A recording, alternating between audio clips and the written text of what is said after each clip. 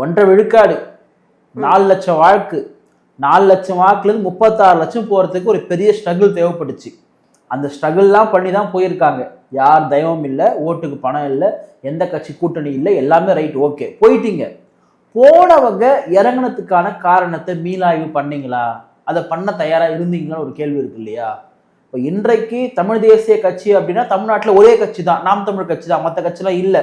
பேரு சொல்லிக்கலாம், எங்களுக்கு திராவிடம், தமிழ் தேசியம், எங்களுக்கு எல்லாம் right, okay, Periyar, Ambedkar, Marx எல்லாம் சேர்ந்து இன்னைக்கு தமிழ் தேசிய கட்சினா நாம் தமிழ் கட்சி இன்ன வரைக்கும் நம்ம மாற்றுக்கிறது கிடையாது.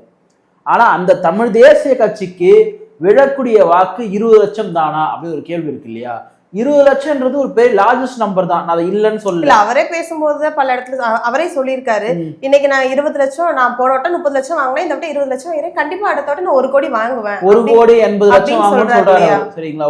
நான் வந்து வாங்கி தனி பெரும்பான்மை கட்சியா நான் வருவேன்னு சொல்றாரு. உங்களுடைய நம்பிக்கைக்கு வாழ்த்துக்கள், நம்ம அதை வேணான்னு சொல்ல. ஆனா அதுக்கான விஷயங்கள் நம்ம மறு ஆய்வே பண்ணாம எப்படி? அவர் மறுஆய்வு பண்ணலன்னு நீங்க எதை வச்சு சொல்றோம் அப்படின்னா வந்து நேற்றைக்கு நடந்தது முள்ளிவாய்க்கால் படுகொலை, மே 18 நிகழ்வு. ஈழத்தில் நம்முடைய சொந்தங்கள் வந்து சிங்கள இராணுவத்தால் கொன்று குவிக்கப்பட்ட தமிழர்களுக்கு ஒரு துயரமான ஒரு நாள் தான் அது. நம்ம வந்து இல்லைன்னு சொல்ல, தமிழ்நாட்டை தொடர்ந்து அனுசரிக்கிறோம், எல்லா கட்சியிலும் அனுசரிக்கிறாங்க. ஆனா ஈழ அரசியல் மட்டுமே தமிழ்நாட்டில் வெற்றி வாய்ப்பை தீர்மானிக்கக்கூடிய தேர்தல் அரசியலில் பிரதிபலிக்காது.